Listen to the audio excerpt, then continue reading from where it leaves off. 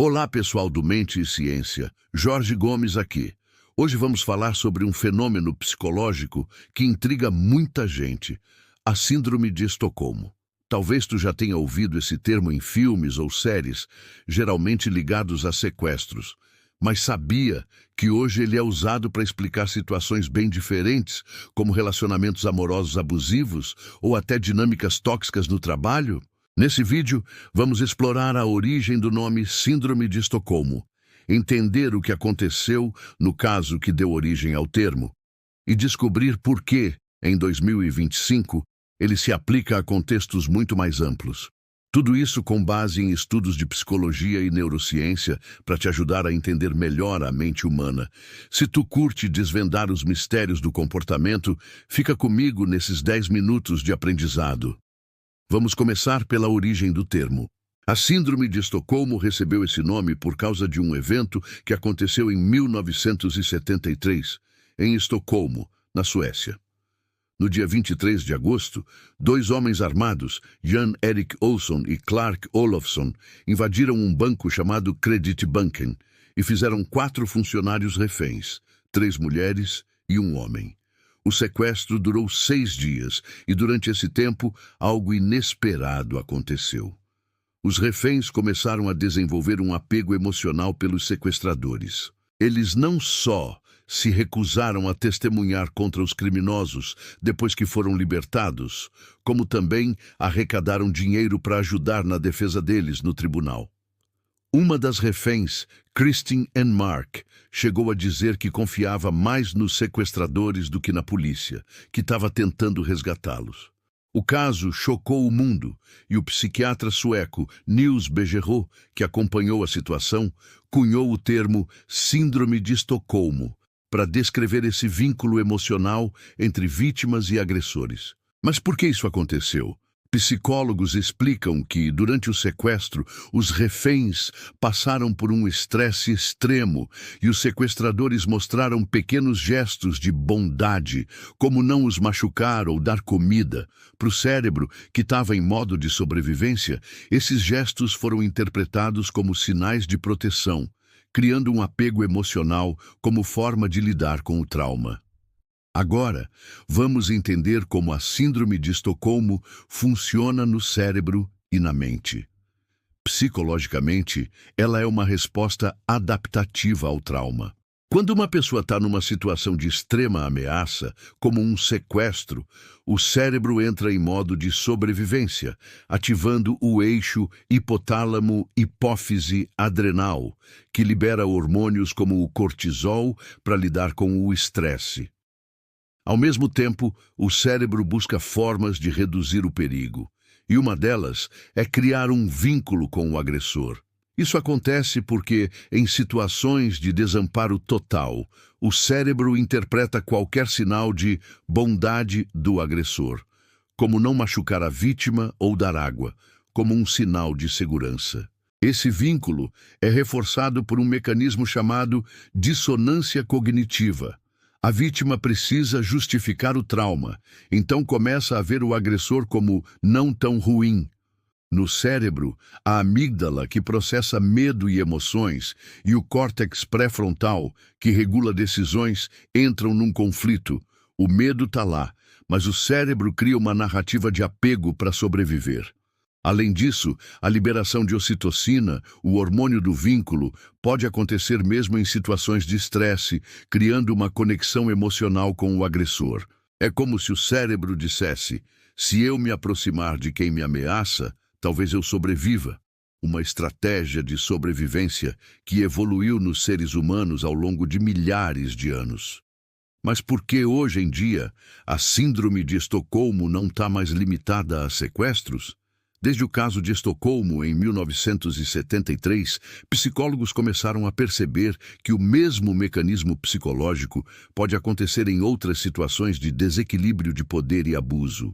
Um exemplo clássico é em relacionamentos amorosos abusivos. Nesses casos, a vítima pode desenvolver um apego emocional pelo parceiro abusivo, mesmo depois de sofrer violência física ou emocional. Isso acontece por motivos parecidos com o sequestro.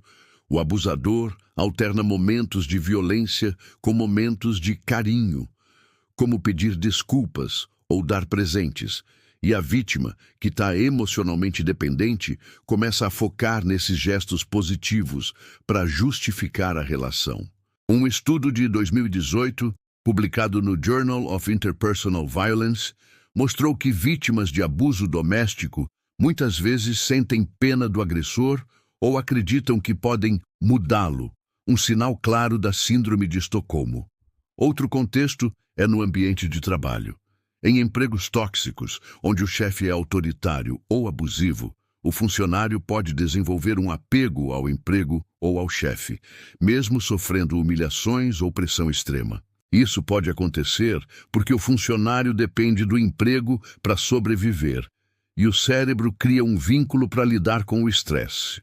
Por exemplo, ele pode dizer: meu chefe é exigente, mas ele me ensina muito, ignorando os abusos. Até em dinâmicas sociais ou familiares, como pais controladores ou cultos religiosos, a Síndrome de Estocolmo pode aparecer sempre que há uma relação de poder desigual e dependência emocional.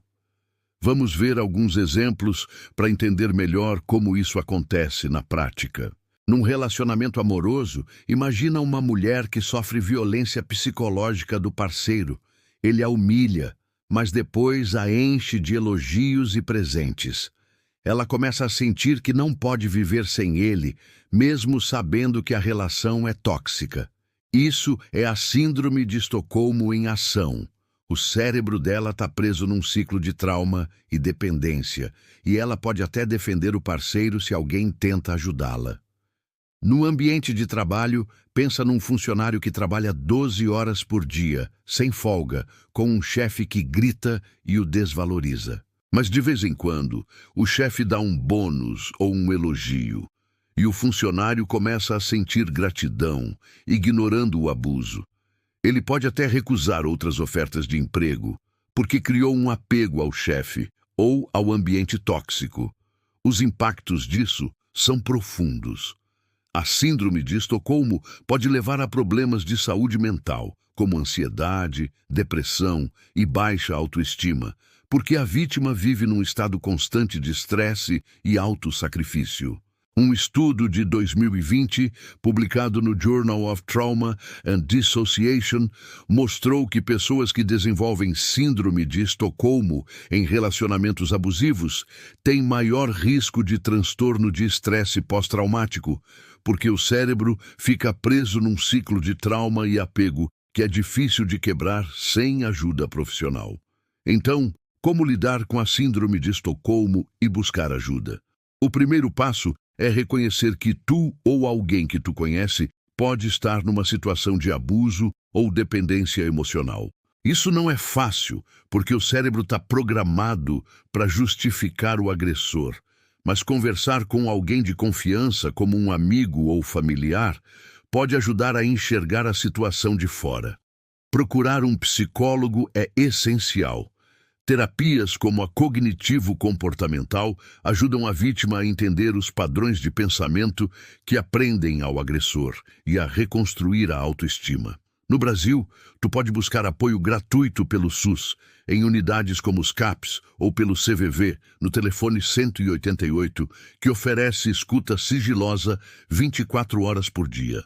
Se tu está num relacionamento abusivo, organizações como o Ligue 180, a Central de Atendimento à Mulher, podem te orientar e oferecer apoio.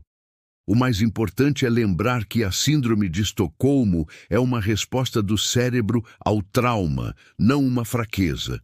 E com ajuda, é possível sair desse ciclo e recuperar o controle da tua vida.